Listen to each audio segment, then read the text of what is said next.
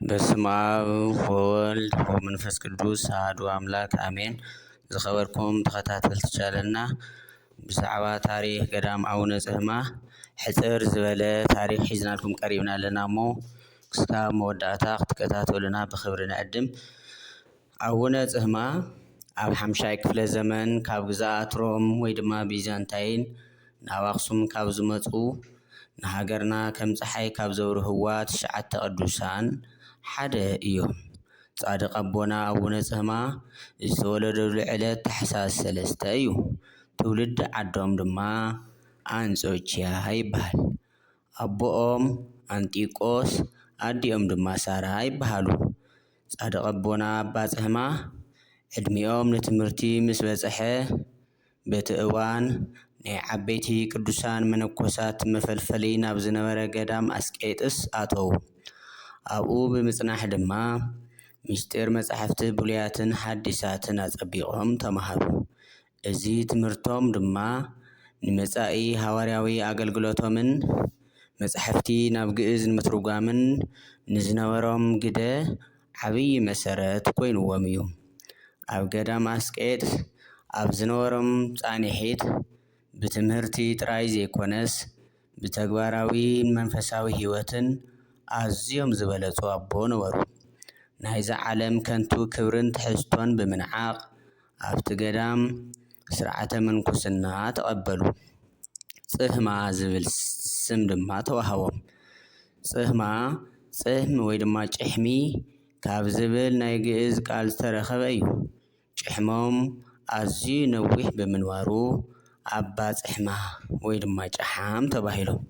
ቅዱስ ኣቦና ኣዝዩ ነዊሕ ጭሕሚ ዝነበሮምን ትርኢቶም ሲበት ዝለበሰ ኣረጋዊ ብምንባሮምን ስሞም ምስ ባህርዮም ተኣሳሲሩ እዩ። እዚ ድማ ናይ ዓብዪ ኣረጋውነትን ቅድስናን ምልክቶም እዩ።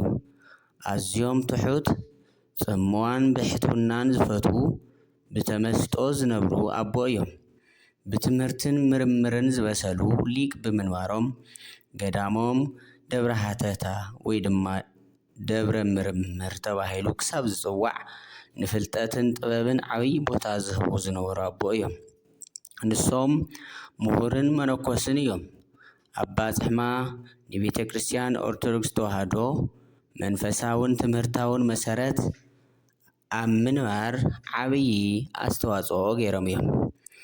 አቡነ ጽህማ ምስቶም ተስዓቱ ቅዱሳን ኣብ ማይ ምሻም ድሕሪ ምፍልላዮም ናብቲ ኣዝዩ ልዑልን ብሕትውና ዝጥዕምን ደብረ ጸድያ መጹ።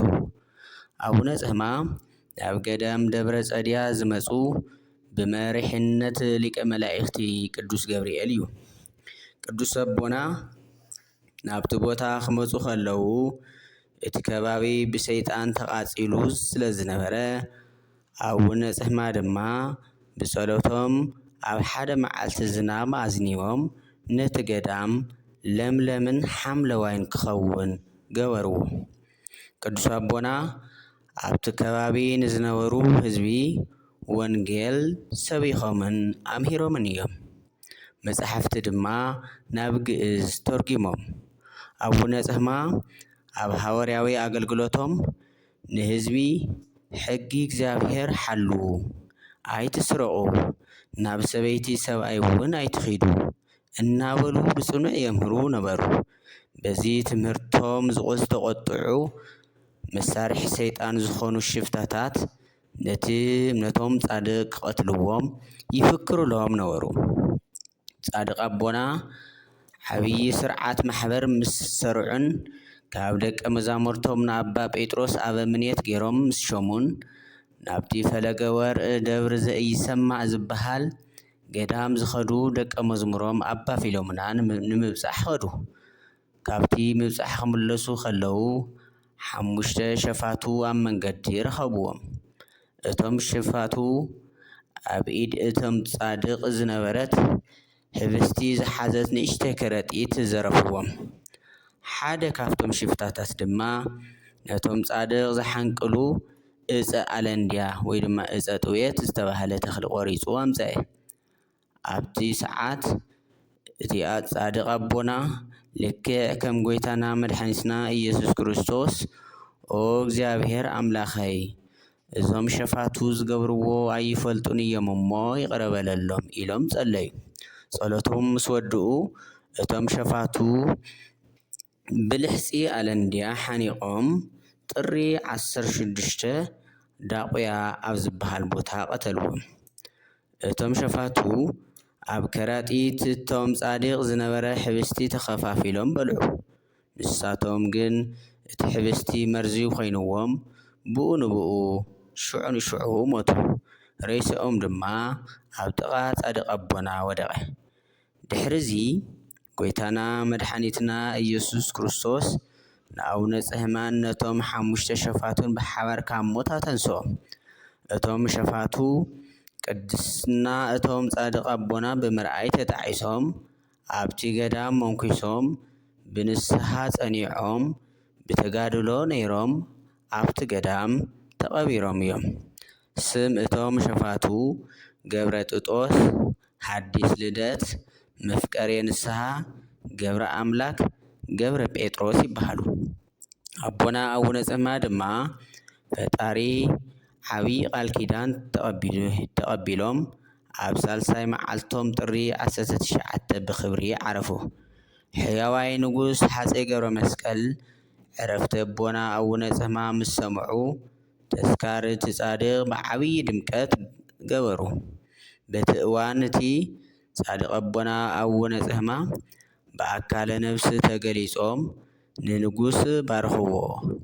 ቀጺሎም ድማ ሕዳር 30 ንጉስ ገብረ መስቀል ከም ዝመውት ትንቢት ነጊሮምዎ። ብመሰረት ቃሎም ድማ ንጉስ ገብረ መስቀል በታ ዕለት እያ ብክብሪ ዓረፉ። በዓል ዕረፍቲ ኣቡነ ጽማ በብዓመቱ ጥሪ 19 ኣብ ገዳም ደብረ ጸድያ ደብረ ሃተታ ብዓብይ ድምቀት ይኽበር። በዛ መዓልቲ እዚኣ ብኣሽሓት ዝቁጸሩ ምእመናን ነቲ ዓብይ ጎቦ ደይቦም በረከት ኣቦና ይቕበሉ። ኣቡነ ጽማ ዕጫ በፂሕዎም ተልእኾኦም ዝጀመሩሉ ኣብ ማእኸላይ ትግራይ ጸድያ ተባሂሉ ኣብ ዝጽዋዕ ጥቓ ማይ ምሻም ዝርከብ ቦታ እዩ። እቲ ገዳም ደብረ ሃተታ ይበሃል። እዚ ገዳም ኣብ ዞባ ማእኸላይ ከተማ ዕዳጋ ዓርቢ ዝርከብ ኮይኑ ብዘደንቕ እምባ ዘገርም ተመስሪቱ ይርከብ። እቲ ገዳም ብዘመን ንጉስ ገብረ መስቀል ዝተመስረተ እዩ። ዋላ እኳ እታ ጥንታዊት ቤተ ክርስቲያን ዝዓነወት እንትኾነት ሕዚ ዘሎ ብጥንታዊ ቅርጽን ትሕዝቶን ተሓልዩ ዝተሃነጸ ኮይኑ ውሽጡ ድማ ብጽቡቓት ቅዱሳን ስእልታት ዝተሸለመ እዩ። ገዳም ደብረ ሃተታ ወይ ድማ ደብረ ምርምር ዝብል ስያሜ ዝረኸበ ብጥንቲ ዘመን መፈልፈሊ ሊቃውንትን ፍሉጥ ናይ ኣብነት ትምህርቲ ቤት ዝነበረሉ ቦታ ብምንባሩ እዩ። ብጥንቲ ዘመን ብኣማኣይት ዝቁጸሩ ኣቦታት ብሓባር ዝነብሩሉን ዓብይ ገዳም ከም ዝነበረ ኣብቲ ከባቢ ዝርከቡ ዝዓነዉ ኣባይቲ መነኮሳት ይምስክሩ። ገዳም ደብረ ሃተታ ዝርከበሉ እምባ ኣዝዩ ገደላማን ነዊሕን እዩ።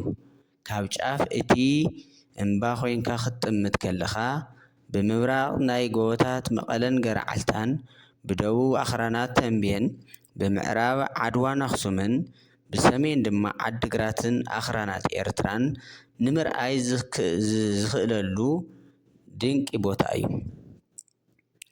ናብቲ ገዳም ንምብጻሕ ዝግበር ጉዕዞ ንባዕሉ ከም ዓብይ መንፈሳዊ ተጋድሎ ይቑጸር። እቲ ቦታ ንጸሎትን ተመስጦን ኣዝዩ ዝጥዕም ቦታ እዩ። ቤተ ክርስቲያን እቲ ገዳም ብጥንታዊ ኣሰራርሓ ህንፃ ኣኽሱም ዝተሃነፀ እዩ። እቶም ኣእማንን ቅርፂ ዕንፀይትን ናይቲ ዘመን ስልጣነ ዘንጸባርቑ እዮም። ጻድቕ ኣቦና ኣቡነ ጽህማ ሃዋርያዊ ኣገልግሎቶም ንምፍጻምን ገዳሞም ንምምስራትን ናብ ደብረ ጸድያ ምስ መጹ ብተወሳኺ ታሪኻውን